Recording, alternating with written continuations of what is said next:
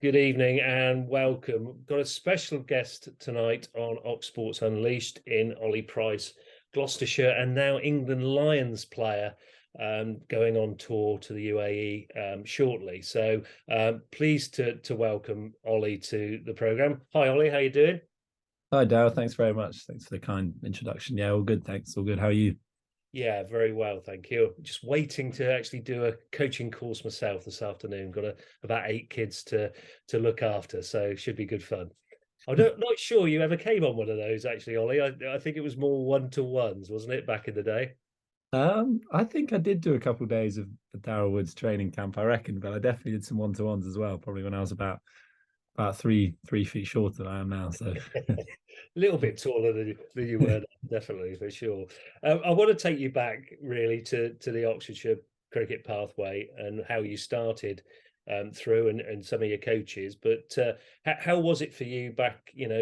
Starting out in the pathway. yeah, it was I got very fond memories of county age group cricket. I mean I played in the Oxfordshire age groups from under 10s through to under 15s. So I played sort of all those different levels with some lots of different coaches who I'm some of which I'm still in contact with, and yeah, made lots of real close friends who I'm still in contact with now. So yeah, I got lots of very fond memories. Go the Taunton Festival, things like that. There's lots of nice moments in there. One of the best festivals actually for under 13s, I think it was, wasn't it? It might have been under 14s back then. I can't remember I actually. couldn't I couldn't. I think it definitely ran a couple of years. I don't know what year I did it, but yeah, it was that age, and you just get a week in a dorm with some good mates, just playing some cricket. It's not a bad week really. Yeah, good stuff. Good stuff. So through from the Oxfordshire pathway, you got involved in Gloucestershire. Just tell us how that came about, and obviously the successful first cap. Well, how did you feel about that as well? Um, so well, when I was that age, Gloucestershire was like the pathway link. So I think nowadays it's Sussex, but when I was 11, 12, that was where you went and trialed if you wanted to try, and they invited you to trial if you to be part of their sort of EPP and academy program. So I sort of did that, and then hence I did that from about the age of 12 or so, and then from under I played sort of under 17 age group cricket at Gloucester, and then sort of went through the whole process of I luckily got signed at the end of when I left school on a rookie contract, and then it would have been a year and a half later.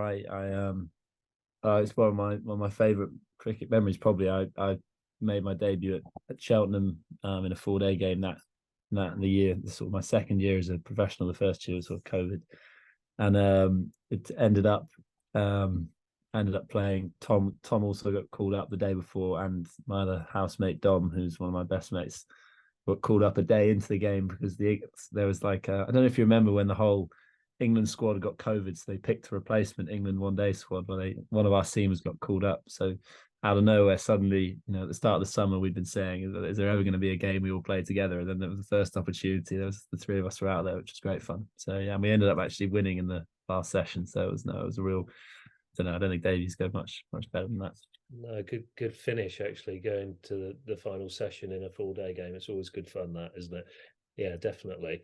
Oh, so that was how it all sort of began. And nice to be. You mentioned your brother there. He started the season really well with a maiden 100 and obviously a hat trick in the same game, going in down in the annals of history for Gloucestershire. How was that for you watching at the sidelines at that particular point? Yeah, it was. It was funny. It was a pretty awesome day, really. I mean, we about I don't know, maybe quarter to 12, so 5 minutes into the day, we were something like 27 for 7, with me having got about 10.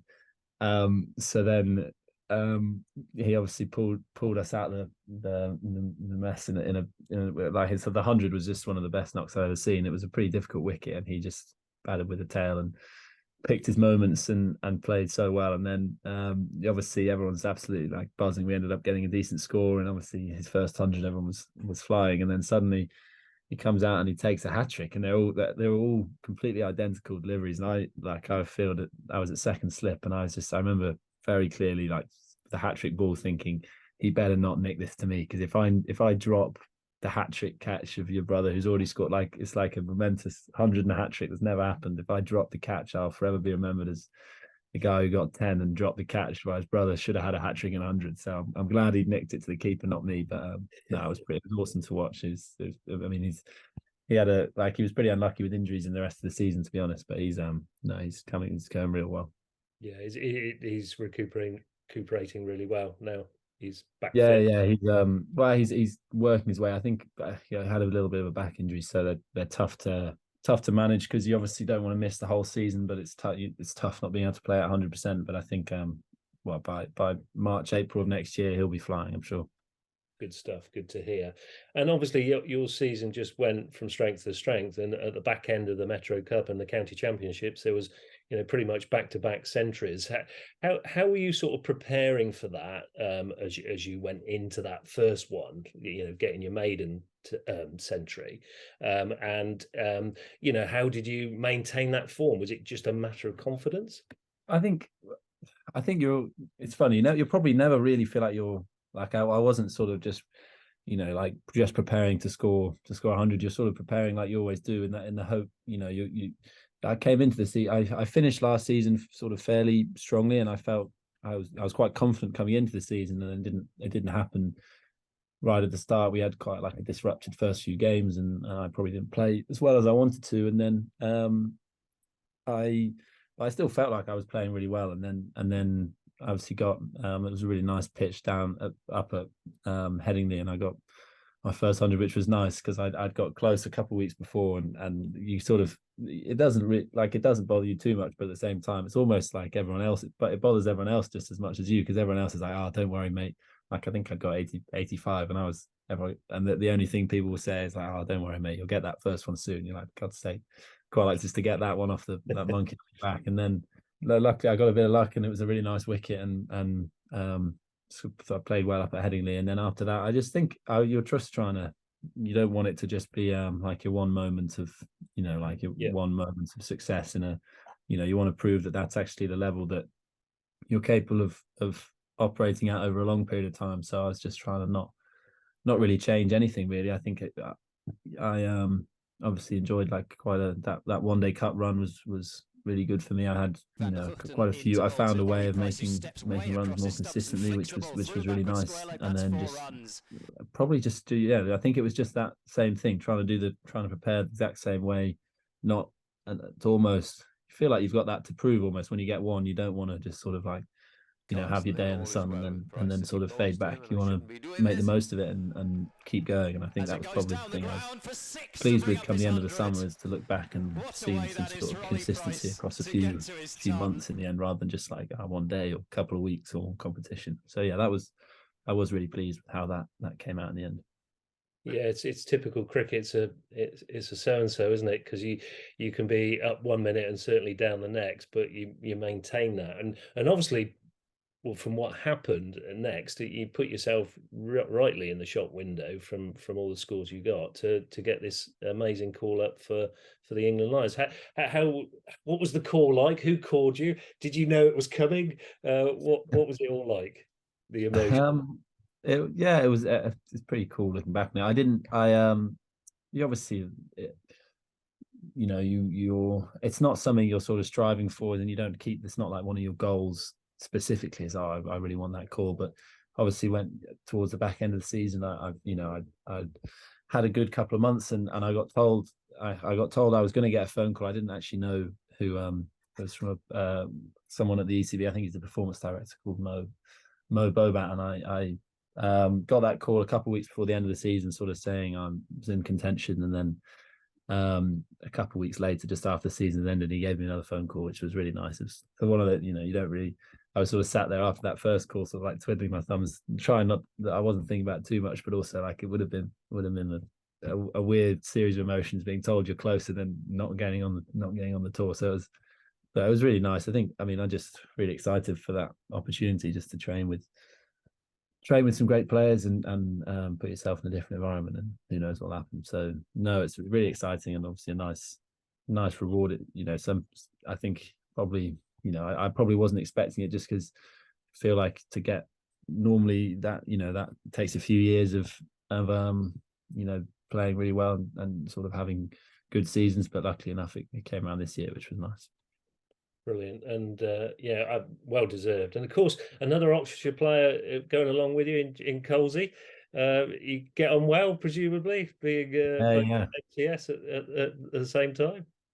Yeah, I reckon the last time I played with Colsey, played with him, I would have been his school captain, and he'd have been about 14 or 15. I don't know. I feel like he's always been playing so far ahead of his sort of age. So no, it'd be really nice to go on that tour with him. He's a lovely guy, a good friend. He's actually a very good friend of my younger brothers. They're in the same school year. So yeah, that's really nice to have a real familiar face in there as well, and quite cool looking back on it to say you played school cricket together, and then you're going to be going off doing something like that. So no, really, really nice touch, that too.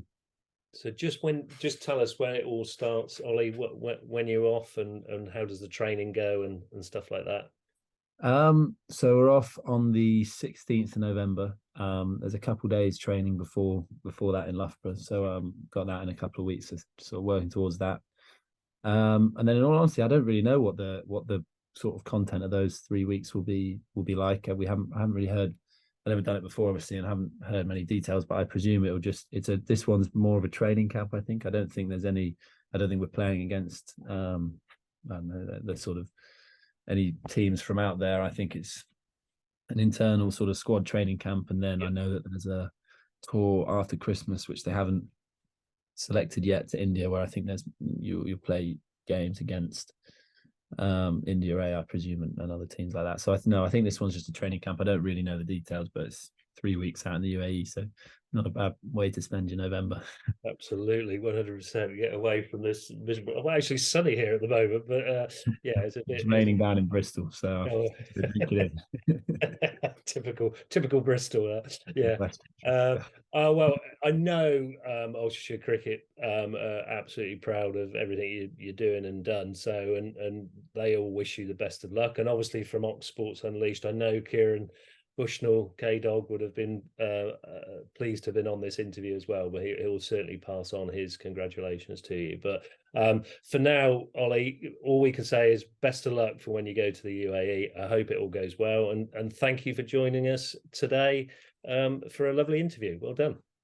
Thanks very much. Thanks for your time, Darryl, and thanks very much to Oxfordshire Cricket as well.